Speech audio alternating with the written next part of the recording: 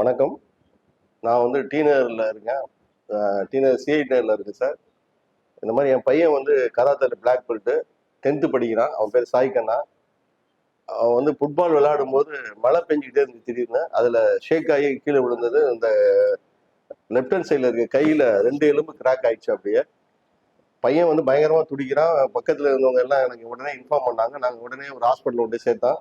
அவங்க உடனே எக்ஸ்ரே எடுத்து பார்த்தாங்க. பார்த்துட்டு உடனே ஆப்ரேஷன் பண்ணணும், உள்ள ராடு வைக்கணும் அப்படி இப்படின்னு சொன்னாங்க.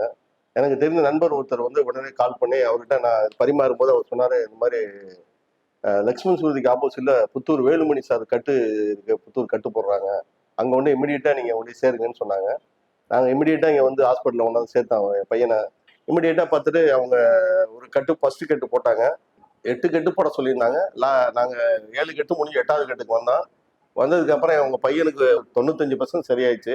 இனிமே கட்டு போட தேவையில்லை அப்படின்னு சொல்லிட்டு கட்டு அவுத்துட்டாங்க. பையன் ஸ்கூலுக்கும் போகலான்னு சொல்லிட்டாங்க. எங்களுக்கு முழு திருப்தி. இப்ப புத்தூர் வேலுமணி சார் என் முழு நன்றியை தெரிவிச்சுக்கிறேன். நன்றி.